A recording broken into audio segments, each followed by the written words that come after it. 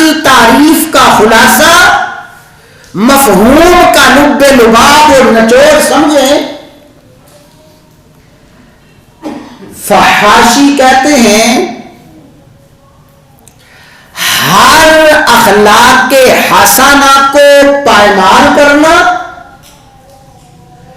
ہر اچھے اخلاق، ہر اعلی اقدار اخلاق حسنہ کی پائمالی اور جنسی بے راہ روی اخلاق حسنہ کی پائمالی، اخلاق حسنہ کو چھوڑ دینا اور جنسی بے راہ روی کا شکار ہونا، اور جنسی بے راہ روی کی جتنی صورتیں ہیں، جنسی بے راہ روی کی چھوٹی سے چھوٹی صورت سے لے کر جنسی بے راہ روی کی آخری صورت تک کا ارتکاب کرنا، یہ فحاشی کا مفہوم ہے، خلاصہ ہے فحاشی کا۔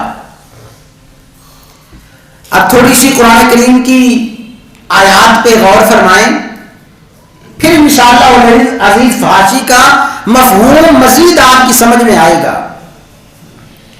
فرمایا وَإِذَا فَعَلُوا فَاحِشَةً، جب یہ لوگ فحاشی کا ارتکاب کرتے ہیں، یہ جو آیت کریمہ ہے اس کا تعلق اس وقت کے ساتھ ہے کہ جب اہل مکہ نے از خود ایک نظریہ گھڑا ہوا تھا، اپنی من گھڑت رسم، اپنی خود ساختہ فکر اور نظریے کو اپنائے ہوئے تھے۔ وہ کیا؟ انہوں نے فلسفہ یہ بنایا تھا کہ جب ہم کوئی گناہ کرتے ہیں، نافرمانی کرتے ہیں،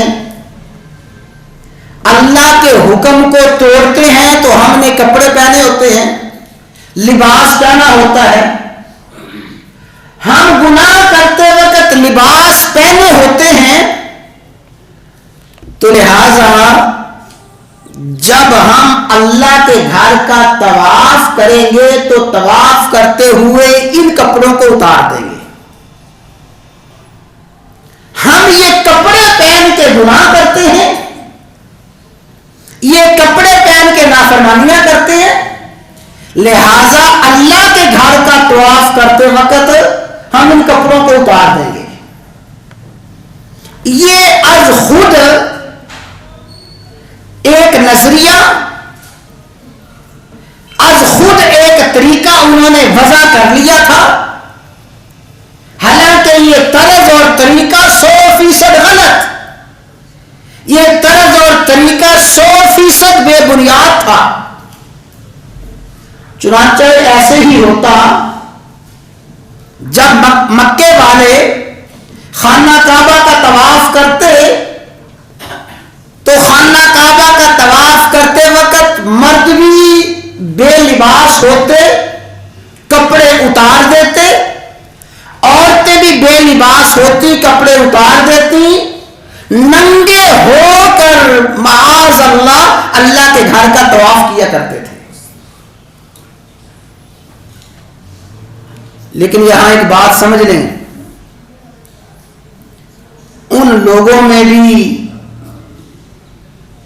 اتنی غیرت، شرم، حیا باقی تھی، کہتے تھے ہم نے اللہ کے گھر کا طواف تو ننگے ہو کے کرنا ہے، لیکن مخلوط اختلاط اکٹھے ہو کر نہیں کرنا، مرد اللہ کے گھر کا طواف کرنے کے لیے دن کو آئیں اور عورتیں راتوں کو آئیں۔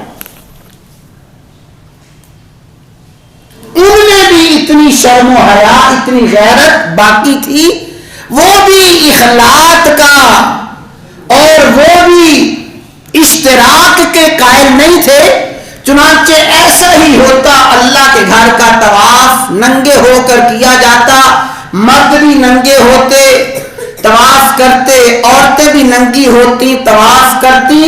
اس حالت کو قرآن کریم نے بیان فرمایا ہے، وَإِذَا فَعَلُوا فَاحِشَةً، جب وہ کسی فحاشی کا ارتکاب کرتے ہیں۔ لہذا اس آیت کریمہ میں اللہ تعالیٰ نے بے لباس ہونے کو، ننگے ہونے کو، ننگے ہو کر لوگوں کے سامنے آنا، ننگے ہو کر مجمع عام میں آنا، اپنے جسم کی نمائش کرنا، اپنے لباس کو اتار دینا، اللہ تعالیٰ نے اس آیت میں اسے فحاشی قرار دیا ہے۔ یہ ہے فحاشی۔ تو جب ان سے پوچھا جاتا کہ تم ایسا کیوں کرتے ہو، وہ از خود کہتے واللہ امرنا بہا، اللہ نے ہمیں ایسا کرنے کا حکم دیا ہے۔ فرمایا ان اللہ لا یأمر بالفحشاء، اللہ تعالیٰ ایسی کسی فحاشی کا حکم نہیں دیتے۔ گویا اچھی طرح بات سمجھے، تمام احباب سے گزارش ہے انتہائی توجہ کے ساتھ جاگ کر ہوش کے ساتھ باتیں سمجھیں۔ فحاشی کی سب سے پہلی تعریف یہ ہے کہ بے لباس ہونا، کپڑے اتار دینا، اپنے جسم کی نمائش کرنا، یہ بھی فحاشی کا ایک درجہ ہے۔ اب ذرا اور سمجھیں، رسول اللہ صلی اللہ علیہ وسلم نے ارشاد فرمایا وَنِسَاءٌ کاسیاتٌ عاریاتٌ، میری امت میں کچھ ایسی عورتیں ہوں گی، کاسیات، لباس پہنی ہوئی ہوں گی، لباس پہننے کے باوجود عاریات، ننگی ہوں گی۔ لباس پہنا ہے بھئی، لباس کے باوجود کیا ہوں گی؟ ننگی ہوں گی۔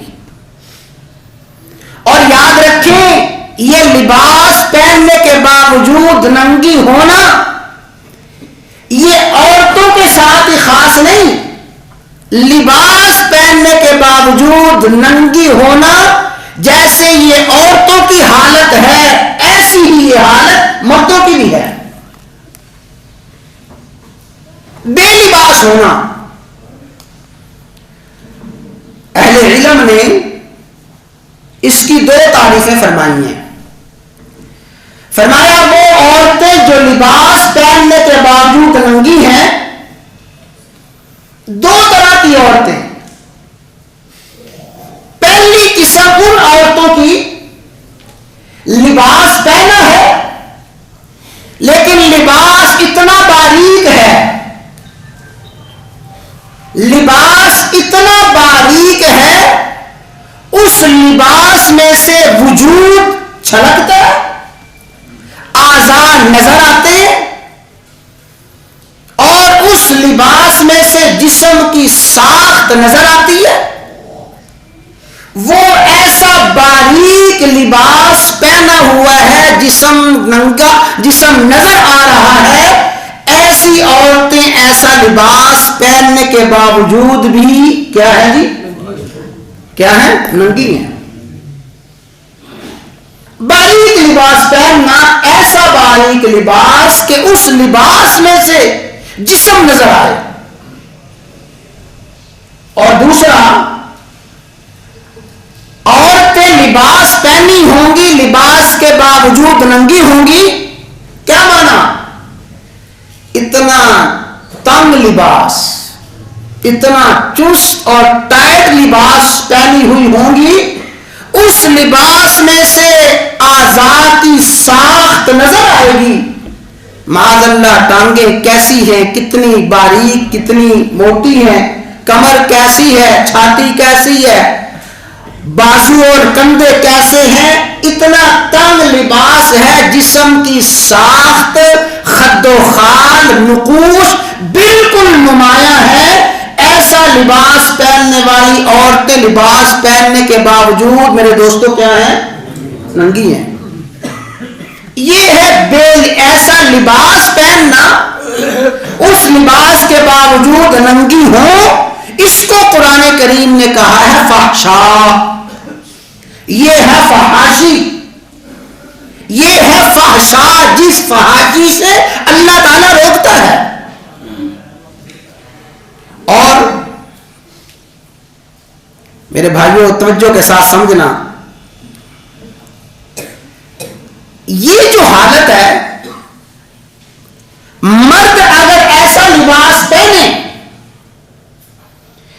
جو لباس ان کے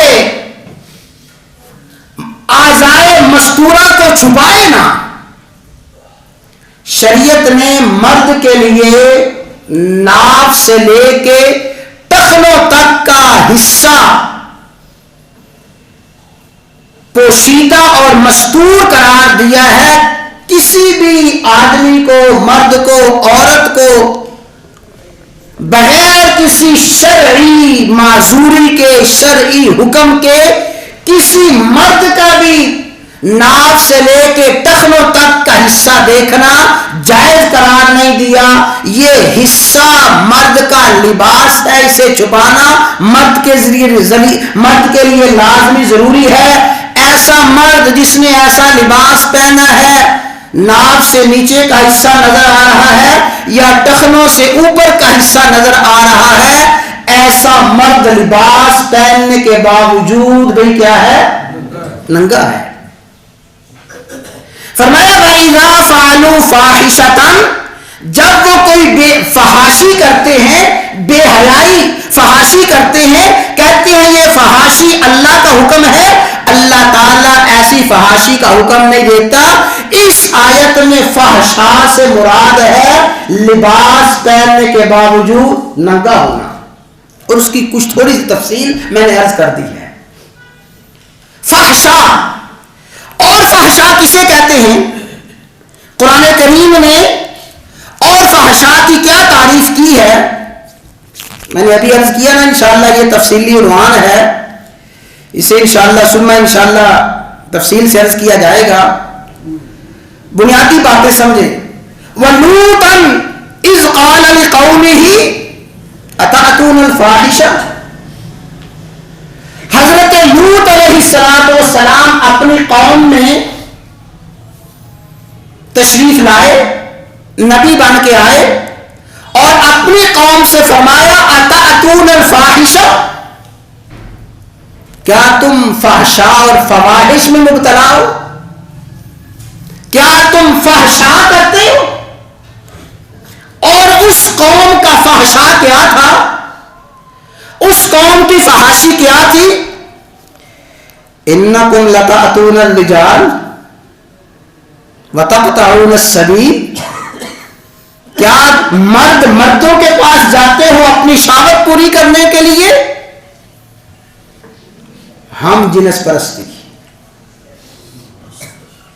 اس ہم جنس پرستی کو قرآن نے فحشا کہا کہ یہ فحشا ہم جنس پرستی، اس ہم جنس پرستی کو قرآن نے فحشا کہا، اور یہ ہم جنس پرستی، یہ فحشا قوم لوط کا عمل تھا۔ اللہ نے اسی عمل کی وجہ سے اس قوم پہ پتھروں کی بارش فرمائی۔ اور ذرا قرآن کریم کی آیات پہ غور فرمائیے۔ فرمایا وَلَا تَقْرَبُوا الزِّنَا، زنا کے قریب بھی نہ جاؤ۔ کاش اللہ تعالی ہمیں سمجھ عطا فرمائے۔ فرمایا زنا کے قریب بھی نہ جاؤ، کیا مانا؟ جتنی حرکات، جتنے اسباب زنا کا ذریعہ بنتے ہیں، خلوت میں مرد و عورت کا ملنا، بے حجاب باہر نکلنا، مخلوط تعلیم، زیب و زینت کر کے آراستہ پیراستہ ہو کے مردوں کا باہر آنا، عورتوں کا مجالس میں آنا، باہر نکلنا، زنا کے جتنے ذرائع ہیں، بد نظری ہے۔ میرے بھائیوں یاد رکھیں، بد نظری یہ فحشا کا پہلا زینہ، پھر بد نظری کے بعد آپس میں گفتگو کرنا، بات چیت کرنا، فحشاء کا اگلا درجہ، پھر گفتگو اور بات چیت سے آگے بڑھ کے ملنا، خلوت میں تنہائی میں ملنا، یہ فحشاء کا اس سے اگلا درجہ، اور آخری درجہ ولا تقربوا الزنا، زنا کے قریب بھی نہ جاؤ، انہ کان فاحشہ، یہ تو فاحشہ ہے۔ حضرات گرامی، میں نے 3 آیات پڑھی ہیں، تفصیلات انشاءاللہ العزیز عرض کی جائیں گی۔ اللہ تعالی فحشاء سے روکتے ہیں اور شیطان فحشاء کا حکم دیتا ہے۔ شیطان کے دوست، شیطان کے پیروکار فحشاء کا ارتکاب کرتے ہیں، اللہ تعالیٰ فحشاء کا حکم نہیں دیتا۔ اور میں نے 3 آیات پڑھی ہیں۔ پہلی آیت میں بے لباس ہونے کو فحشاء فرمایا، دوسری آیت میں ہم جنس پرستی کو فحشاء فرمایا، تیسری آیت میں زنا کو فحشاء فرمایا۔ یہ فحشاء ہے، اس فحشاء سے اللہ تعالیٰ روکتے ہیں۔ اور جس قوم میں فحشاء آ جائے گا، اب آخری باتیں ہیں، توجہ کے ساتھ سمجھ لینا، جس قوم میں فحشاء آ جائے گا، جس قوم میں فحشاء کی صورتیں، فحشاء کی شکلیں پیدا ہو جائیں گی، جو قوم فحشاء میں ملوث ہوگی، پھر انجام کیا ہوگا، اس قوم کو کیا بھگتنا پڑے گا، اس قوم میں فحشاء کا رزلٹ کیا ہوگا، اس کو توجہ کے ساتھ سمجھ لیں۔ حضرت عبداللہ بن عمر رضی اللہ تعالی عنہما فرماتے ہیں، اقبل علینا رسول اللہ صلی اللہ علیہ وسلم، ایک مرتبہ رسول اللہ صلی اللہ علیہ وسلم ہماری طرف متوجہ ہوئے، گویا ہمیں خطاب فرمانے کے لیے تشریف لائے۔ اقبل علینا، ہماری طرف متوجہ ہوئے، فرمایا یا معاشر المہاجرین، اے مہاجرین کی جماعت، انصار کی جماعت، اے مہاجرین، خمسن 5 جرائم ہیں، 5 گناہ ہیں، اذ ابتلیتم، جب تم ان 5 گناہوں میں ملوث ہو جاؤ گے، وَأَعُوذُ بِاللَّهِ، میں اللہ کی پناہ مانگتا ہوں، ان تدرکوہن، کہ تم ان 5 میں ملوث ہو، اللہ تعالیٰ کی پناہ مانگتا ہوں کہ تم ان میں ملوث ہو، اور اللہ تعالیٰ مجھے آپ کو ہر انسان کو اپنی پناہ نصیب فرمائے۔ فرمایا 5 ہیں، 5 جب تم ملوث ہو گے تو پھر ان 5 جرائم میں ملوث ہونے والی قوم کو 5 طرح کے عذاب، 5 طرح کی سزائیں۔ سب سے پہلے فرمایا لم یظہر الفاحشۃ فی قوم قط حتی یعلنوا بها، جس قوم میں فاحشہ عام ہو جائے گا، جس قوم کے مرد، جس کی عورتیں، نوجوان، بوڑھے فاحشہ میں مبتلا ہوں گے، یعلنوا بها، فاحشہ کھلم کھلا کریں گے۔ اس فاحشہ کی تھوڑی سی تفصیل میں نے عرض کر دی ہے، جو فاحشہ کریں گے کیا ہوگا، فحشا فیہ مطاعون، فحشاء میں مبتلا قوم میں طاعون کی بیماری پھیلے گی، والاوجاع، ایسی بیماریاں، ایسے امراض، التی لم تکن مضت فی اسلافہم الذین مضوا، ان کے پہلے لوگ جو گزر چکے ہیں، ان کے آباء و اجداد نے وہ بیماریاں دیکھی نہ ہوں گی، وہ امراض دیکھی نہ ہوں گی، وہ نئی نئی بیماریاں، نت نئے امراض اس قوم میں پیدا ہوں گے جو قوم فحشاء میں ملوث ہو جائے گی۔ فحشاء میں ملوث قوم میں طاعون پھیلے گا، اور طاعون کا خلاصہ کیا ہے، طاعون کا خلاصہ ہے کثرت اموات۔ ہاں، طاعون کا معنی ہے کثرت اموات، بہت زیادہ موتیں، جنازوں پہ جنازے، اموات پہ اموات، موتوں کی کثرت ہوگی اس قوم میں جس قوم میں فحشاء عام ہو جائے گی۔ اور فرمایا پھر ایسی نت نئے بیماریاں، نت نئے امراض جو ان کے بڑوں نے دیکھے نہیں، کہتے ہیں یہ کرونا وائرس، کیوں بھائی اس کا نام پہلے سنا تھا؟ ہم نے نہیں سنا تو ہمارے بڑوں نے کہاں سنا؟ بڑوں کو کیا پتا کہ کرونا وائرس کیا ہے؟ اور اور یہ جتنے نت نئے امراض ہیں، بیماریاں ہیں، ہمارے بڑوں نے دیکھی نہیں، کہتے ہیں اس کا سبب یہ ہے، یہ سبب ہے، یہ سبب ہے، وہ بھی اسباب ہیں، انکار نہیں، لیکن سب سے بڑا سبب وہ ہے جو کائنات کے سب سے بڑے صادق، سب سے بڑے سچے محمد الرسول اللہ صلی اللہ علیہ وسلم نے بیان فرمایا ہے، فرمایا کثرت اموات، نت نئی بیماریاں اس قوم میں آ جائیں گی جس قوم میں فحاشی عام ہو جائے گی۔ بس آخری بات ہے، کیونکہ اس موضوع سے متعلقہ بات ہے، میرے بھائیوں یاد رکھیں، جو حادثات ہیں، وبائی امراض ہیں اور حادثاتی امراض ہیں، بعض لوگوں کے لیے یہ حادثات، یہ وبائی امراض، یہ کثرت اموات آزمائش ہے، اور بعض لوگوں پر اللہ کا عذاب ہے۔ عذاب کن پہ ہے اور آزمائش کن کے لیے ہے؟ کرونا وائرس میں 2 انسان ملوث ہوئے، دونوں انسان کرونا وائرس کا شکار ہو گئے، ایک کے لیے آزمائش اور ایک کے لیے عذاب، ایک کے لیے امتحان اور ایک پر اللہ کی پکڑ۔ فیصلہ کیسے ہوگا؟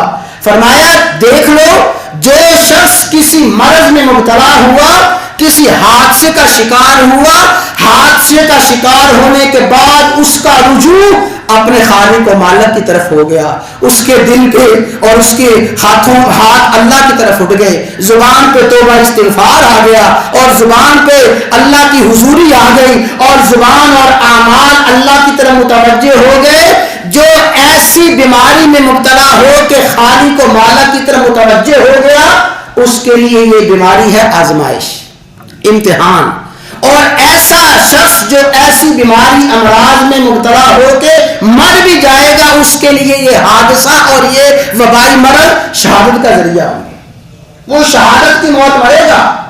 وہ شخص جو کسی وائرس میں مبتلا ہوا، کسی حادثے کا شکار ہوا، کسی بیماری کا شکار ہوا، جو پہلے تھوڑا بہت کبھی اپنے خالق و مالک کو یاد کرتا تھا وہ بھی بھول گیا، کہیں متوجہ نہیں ہوا اللہ کی طرف، توبہ استغفار کیا نہیں ہے، اس کی زبان پہ اپنے خالق و مالک کا نام نہیں آیا، توبہ کی طرف اس کی توجہ نہیں ہوئی، یہ حادثہ اور یہ وبائی مرض اس کے لیے اللہ کا عذاب ہے، اس پہ اللہ کی پکڑ ہے، اس پہ اللہ تعالیٰ اس سے انتقام لے رہے ہیں۔ تو بڑا آسان سا فیصلہ ہے کہ یہ بیماری اور یہ حادثہ آزمائش ہے، امتحان ہے۔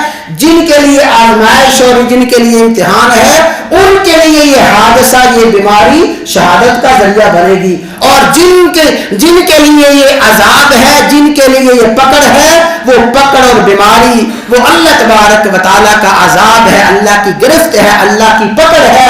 تو ان حالات میں ہمیں اپنا جائزہ لینا چاہیے، امت کا جائزہ لینا چاہیے کہ ہماری حالت کیا ہے۔